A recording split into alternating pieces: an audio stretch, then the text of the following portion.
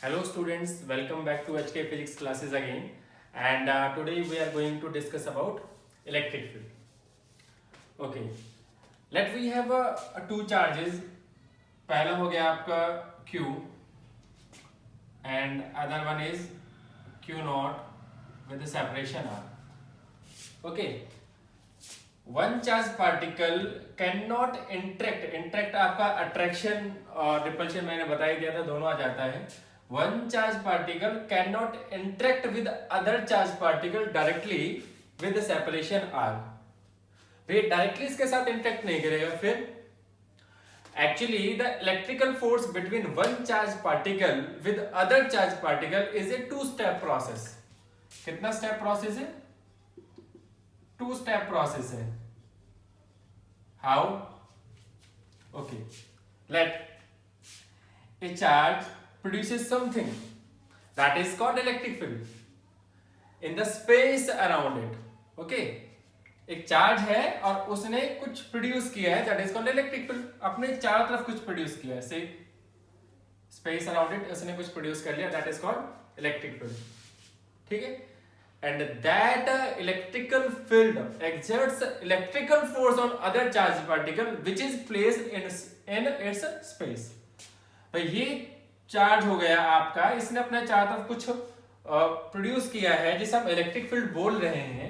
वो electric field electrical force लगाएगा किसके ऊपर? दूसरे चार्ज के ऊपर, जो कि उसके स्पेस के अंदर मान लीजिए किसी पॉइंट पी पे रखा हुआ है. ये पॉइंट पी हो गया, यहाँ पे Q naught with separation R. तो इस तरीके से ये टू स्टेप प्रोसेस हो गया है. ठीक है, तो अभी क्या रहेगा? अब एक चीज आती है कि भाई इलेक्ट्रिक फील्ड जो रहेगा इस चार्ज का has its on existence. It's on existence, इसका खुद का एग्जिस्टेंस होता है, चाहे दूसरा चार्ज उस फोर्स का एक्सपीरियंस करने के लिए रहे या ना रहे. मतलब इसका खुद का अपने खुद का फील्ड रहेगा, चाहे दूसरा चार्ज उसके पास एक्सपीरियंस करने के लिए रहे या ना रहे. ठीक है, ये हो गया. ओके, अभी हमें क्या करना है? We have to find electric field intensity. Electric field intensity क्या होगा? इलेक्ट्रिक फील्ड इंटेंसिटी होगा जैसे इस चार्ज के चारों तरफ का ये स्पेस है, ये इसका इलेक्ट्रिक फील्ड है. तो इलेक्ट्रिक फील्ड यहां से इन्होंने क्या डेफिनेशन दिया है, एक तरीके से देखा जाए, the space around a charge where its electrical influence can be experienced. जहां पर उसका इलेक्ट्रिकल फोर्स फील किया जा सकता है, वो आपका क्या रहेगा? इलेक्ट्रिक फील्ड रहेगा. तो अभी चारों तरफ इसका एक हिस्सा हो गया जहां पे इलेक्ट्रिक फील्ड है, और मान लीजिए मुझे किसी पॉइंट पी पे ही से इधर पॉइंट पी पे क्या निकालना है? इलेक्ट्रिक फील्ड निकालना है. तो इस पॉइंट पे जो इलेक्ट्रिक फील्ड की वैल्यू रहेगी वो रहेगी intensity of electric field. Intensity of electric field. अब इंटेंसिटी ऑफ इलेक्ट्रिक फील्ड के लिए हमें क्या करना पड़ेगा? पहले तो हम एक लेंगे सोर्स चार्ज. पहले हम क्या लेंगे? Source charge. पहला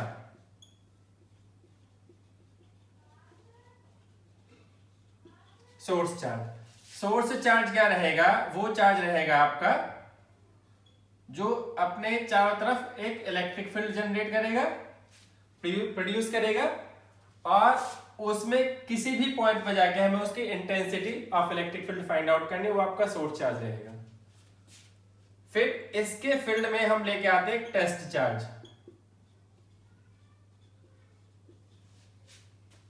तो इस फील्ड में हम किसी पॉइंट पी पे एक टेस्ट चार्ज लेके आ गए. ये पॉइंट पी हो गया, ये टेस्ट चार्ज हो गया Q naught with separation R. Test charge क्या रहेगा? It is a proposed charge. इट इज ए proposed charge which is used to define electric field, electric potential, etc. And it is so small that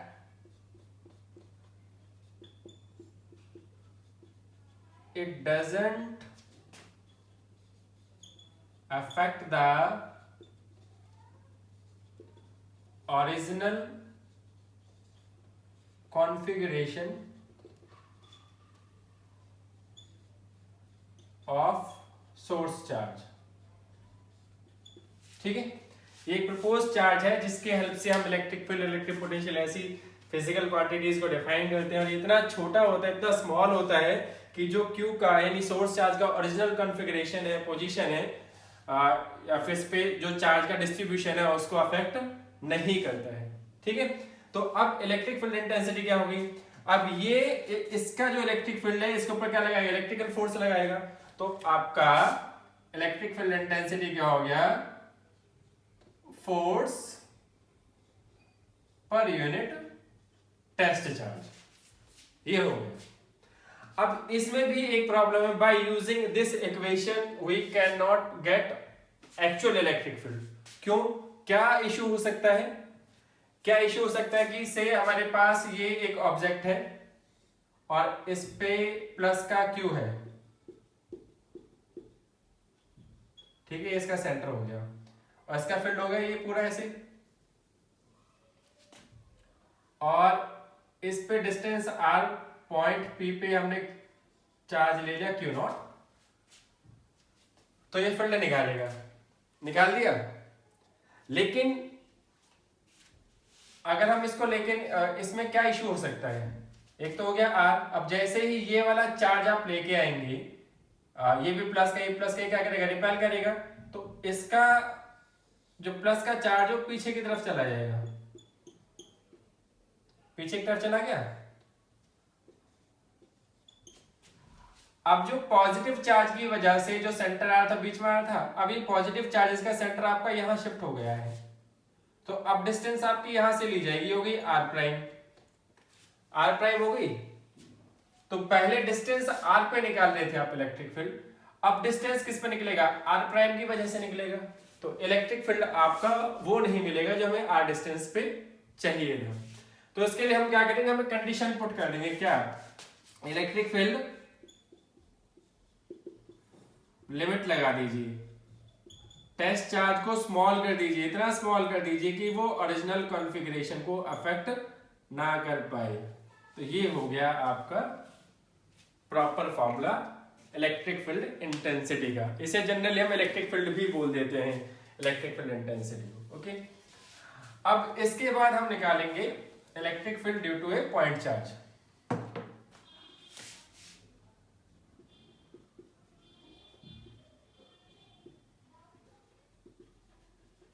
electric field due to a point charge. तो ये हमने ले लिया एक charge Q, इसके electric field में P पॉइंट ले लिया विद डिस्टेंस R, और इस पे हमने ले लिया Q नॉट। तो अब ये प्लस का चार्ज है और ये भी प्लस का चार्ज है, तो प्लस प्लस क्या करेगा? रिपेल। तो ये इस पे इलेक्ट्रिकल फोर्स लगाएगा इधर की तरफ, तो ये फोर्स निकालो पहले। फोर्स कितना आ गया? 1/4πε0, वही कूलम्ब्स लॉ लगा दीजिए, क्यू नॉट आर स्क्वायर, और डायरेक्शन के लिए क्या आ जाएगा? Unit vector. As electric field intensity का फॉर्मूला क्या होता है? Force per unit test charge. तो फोर्स कितना है आपका? 1/4πε0 q naught r square, r cap upon में क्यू नॉट से क्यू नॉट कैंसिल हो गया। तो ई वेक्टर यानी इंटेंसिटी ऑफ इलेक्ट्रिक फील्ड कितनी आ गई आपकी? 1/4πε0 क्यू अपॉन आर स्क्वायर और आर कैप, ये आपका इलेक्ट्रिक फील्ड आ गया। और इलेक्ट्रिक फील्ड का डायरेक्शन क्या रहेगा? Is same as that of electrical force. जिस तरफ इलेक्ट्रिकल फोर्स का डायरेक्शन था उसी तरफ इंटेंसिटी ऑफ इलेक्ट्रिक फील्ड या इलेक्ट्रिक फील्ड की डायरेक्शन रहेगी। तो यहां से अगर हम देखें तो आपका डिस्टेंस वेरिएबल है, तो इलेक्ट्रिक फील्ड इनवर्सली प्रोपोर्शनल आ गया स्क्वायर ऑफ द डिस्टेंस की। तो इसके लिए ग्राफ कैसा आएगा? R वर्सेस E, ये आपका हाइपरबोला आ जाएगा। ठीक है, लेकिन अगर हमें निकालना पड़ जाए E वर्सेस 1/r², तो ये पूरा एक क्वांटिटी हो गया। तो अभी कैसा रिलेशन आएगा, 1/r², तो अब आएगा स्ट्रेट लाइन। ठीक है। इलेक्ट्रिक फील्ड कैसा क्वांटिटी है, वेक्टर क्वांटिटी है, और इसका एसआई यूनिट क्या आएगा, यहां से देखिए formula, E is equal to F/Q, force upon charge. Force का यूनिट क्या होता है, न्यूटन, और चार्ज का क्या होता है, कूलम्ब, तो क्या हो गया, न्यूटन पर कूलम्ब। डायमेंशनल फॉर्मूला देखिए इसका, फोर्स का कितना होता है, mLT-2, चार्ज का कितना होता है, AT, तो कितना हो जाएगा, mLT-3A-1। ये इलेक्ट्रिक फील्ड का डायमेंशनल फॉर्मूला आ गया। इसके बाद बात आती है फिजिकल सिग्निफिकेंस की। What is the physical significance of electric field intensity, ये इलेक्ट्रिक फील्ड, फिजिकल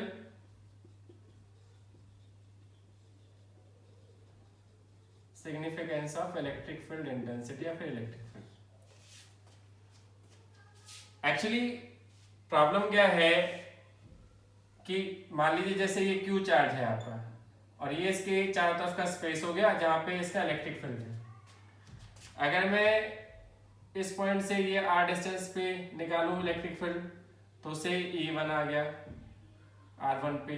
अगर मैं r2 डिस्टेंस पे निकालूं तो क्या आ जाएगा, E2, और r3 डिस्टेंस पे निकालूं तो E3। तो अलग अलग पोजीशन पे अलग अलग वैल्यू आएगी फील्ड की, राइट। तो एक तरीके से क्या हो गया है कि ये आपका वेक्टर सम करना पड़ेगा इलेक्ट्रिक फील्ड्स का, उसका टोटल जो रहेगा वो इलेक्ट्रिक फील्ड रहता है। ओके, तो बेटर रहेगा कि यहाँ पे इलेक्ट्रिक फील्ड को अगर हम डिफाइन करें तो इलेक्ट्रिक फील्ड विद r, यानी ये इलेक्ट्रिक फील्ड आपकी वैल्यू है कब, r पोजीशन, वो r कुछ भी हो सकता है, r1 हो सकता है, r2 हो सकता है, या फिर r3 हो सकता है, ठीक है ना। तो मैं इस फॉर्मूले को दोबारा से लिख रहा हूं, रीराइट कर लेते हैं कैसे, E r is equal to F vector upon में Q वेक्टर। ठीक है, ये फॉर्मूला बन गया। तो यहां से फोर्स का वैल्यू कितना आ जाएगा, Q0 E वेक्टर r, यानी किसी पोजीशन r पे जो फील्ड का वैल्यू है वो। तो फिजिकल सिग्निफिकेंस क्या हो गया, if we know about electric field intensity then we can easily find out direction and magnitude of electric field, sorry electrical force. दोबारा से बता देते हैं, if we know about value of electric field, electric field की value हमें पता है, then we can easily solve या फिर find magnitude and direction of electrical force. तो ये इसका फिजिकल सिग्निफिकेंस है। Okay, sorry. इसके बाद हम बात करते हैं इलेक्ट्रिक फील्ड लाइंस की। इसकी बात करते हैं इलेक्ट्रिक फील्ड लाइंस, जिन्हें हम क्या कहते हैं, लाइंस ऑफ फोर्स भी कह देते हैं। इसका सबसे पहले जो कंसेप्ट था वो माइकल फैराडे ने दिया था। किसने दिया था, माइकल फैराडे। एक्चुअल में इलेक्ट्रिक फील्ड लाइंस क्या होती हैं, they are imaginary. Electric field lines are imaginary but what they are representing is real, that is electric field. कि ये जो रिप्रेजेंट कर रही है वो क्या रहेगा, आपका रियल रहेगा, and that is called electric field. Actually दिखती तो है नहीं, इसको हम सिर्फ क्या कर सकते हैं, फील ही कर सकते हैं। क्या कर सकते हैं, फील। तो इसलिए इनके बारे में बोला जाता है कि electric field lines are imaginary but what they are representing is real. Okay, एक डेफिनेशन हो गई। दूसरा हम बोल देते हैं कि electric field lines are straight और कर्व। ये स्ट्रेट भी हो सकती हैं और कर्व्ड भी हो सकती हैं। If we draw tangent at any point of electric field line,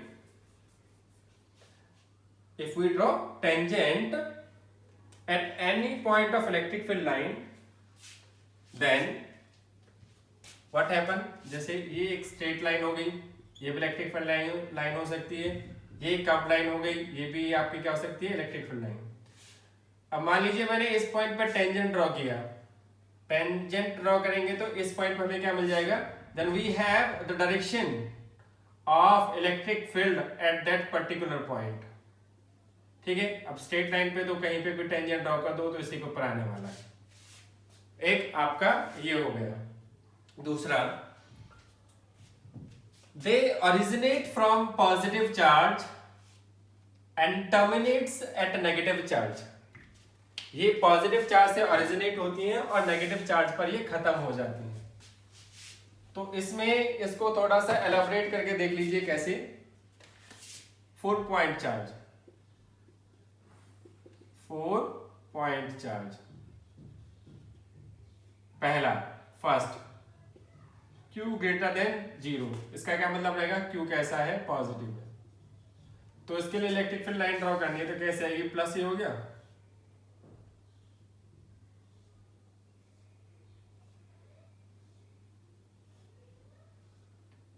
normally बनानी है, बोला था ओरिजिनेट फ्रॉम पॉजिटिव चार्ज, तो ये हो गया। ये रेडियली आउटवर्ड भी बोल देते हैं ऐसे, रेडियस के अलावा आउटवर्ड जा रहा है। और रेडियस सरकमफेरेंस पर कैसा होता है, 90 डिग्री का होता है। And terminate at negative charge. और सेकंड पॉइंट है Q लेस देन 0। इसका क्या मतलब है, Q नेगेटिव है आपका, राइट। टर्मिनेट एट नेगेटिव, तो नेगेटिव ले लिया। ये ध्यान रखेंगे कि जो इलेक्ट्रिक फील्ड लाइंस है नॉर्मल रहे। और तो इसकी तरफ आती हुई दिखा दीजिए, टर्मिनेटेड, इस पे खत्म होंगे। तो ये हो गया रेडियली इनवर्ड।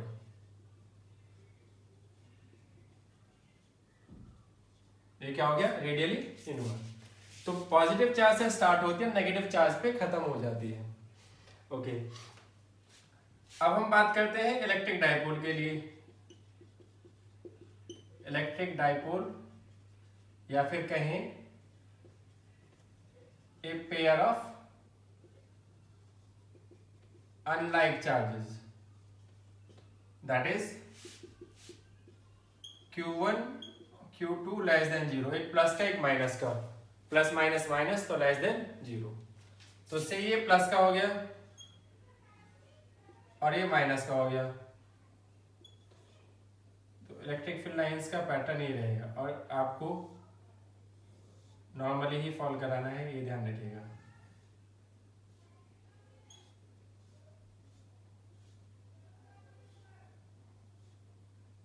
ठीक है, प्लस से आप बाहर निकलते हुए दिखाएंगे और माइनस में एंटर करते हुए दिखाएंगे। ठीक है, ये हो गया length wise contraction.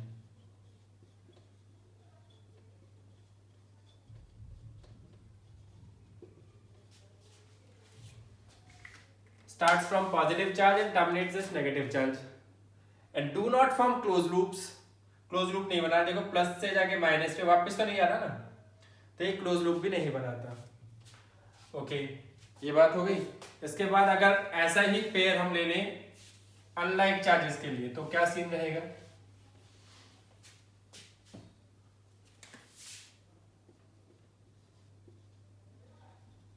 Sorry, like charges, unlike तो हमने पढ़ ली। लाइक चार्जेस, लाइक में पॉजिटिव पॉजिटिव या फिर नेगेटिव नेगेटिव, तो दैट इज Q1 Q2 क्या आएगा, ग्रेटर देन 0। प्लस प्लस भी प्लस होता है, माइनस माइनस भी प्लस होता है।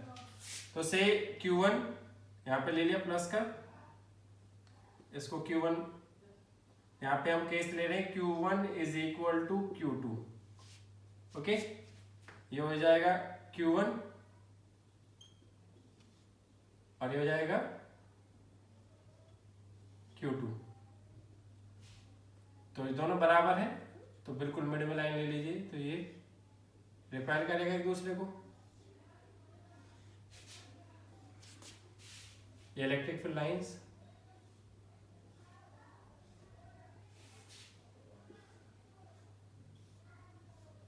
और प्लस से बाहर निकलेंगे। आप माइनस के लिए भी कर सकते हैं सेम, मैं प्लस के लिए ही कर रहा हूं इसे।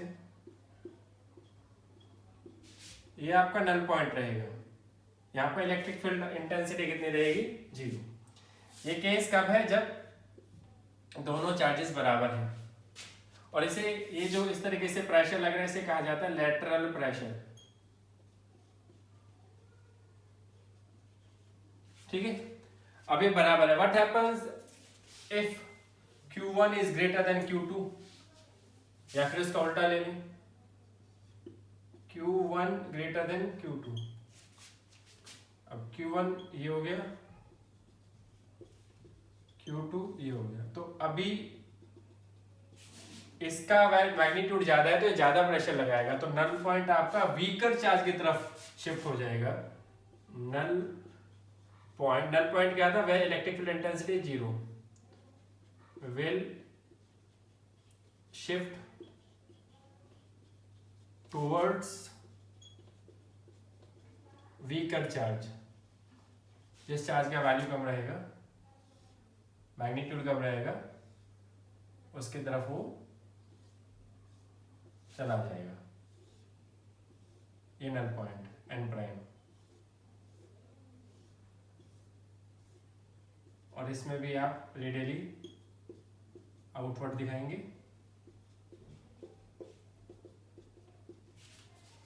ठीक है, ये हो गया। इसके बाद हम क्या, अच्छा एक इंपॉर्टेंट क्वेश्चन इसकी प्रॉपर्टीज में आता है कि two electric field lines can never intersect each other.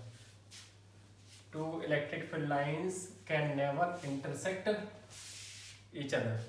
Region, एक इलेक्ट्रिक फील्ड लाइन होगी, एक इलेक्ट्रिक फील्ड लाइन नहीं होगी। ये A और ये B, इसने इंटरसेक्ट कर लिया यहाँ पे। Eight the point of intersection, if you draw tangent, इस फील्ड लाइन के लिए टेंजेंट ये हो गया, इस फील्ड लाइन के लिए टेंजेंट ये हो गया, EA एंड EB। ठीक है, at the point of intersection if you draw tangent, then we have two tangents, which means electric field has a two direction at a single point, which is not possible. एक point पे सिर्फ एक ही direction हो सकती है। ये important property है इसकी, सीबीएसई में काफी पूछी जाती है। ठीक है, इसके बाद है कि the relative closeness of lines of force gives a measure of strength of electric field lines in any reason.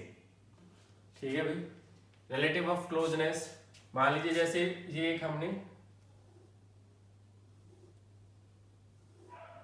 Sorry intersect तो कराना ही नहीं है, तो यहाँ पे फील्ड लाइन क्लोज है, यहाँ पे फील्ड लाइन क्लोज नहीं है, तो यहाँ पे फील्ड, इलेक्ट्रिक फील्ड की स्ट्रेंथ ज्यादा होगी और यहाँ पे इलेक्ट्रिक फील्ड की स्ट्रेंथ क्या होगी, कम होगी। इसके अलावा दूसरा रहेगा आपका, अगला रहेगा, the lines of force do not pass through a conductor. Conductor है, जैसे ये कोई कंडक्टर हमने बना लिया, तो यहां से दो प्रॉपर्टीज मैं डिफाइन कर देता हूं। जैसे ये प्लस का है, ये प्लस का है ना, तो ये इस पर नॉर्मली गिरेगा सबसे पहली बात तो।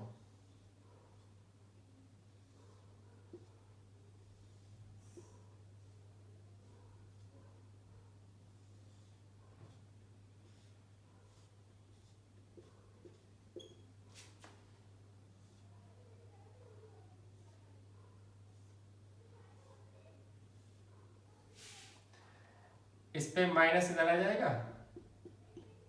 और प्लस इधर, माइनस के लिए तो आ रहा है अंदर और प्लस की वजह से बाहर जा रहा है, लेकिन अंदर का जो फील्ड है वो कितना रहेगा, 0 रहेगा।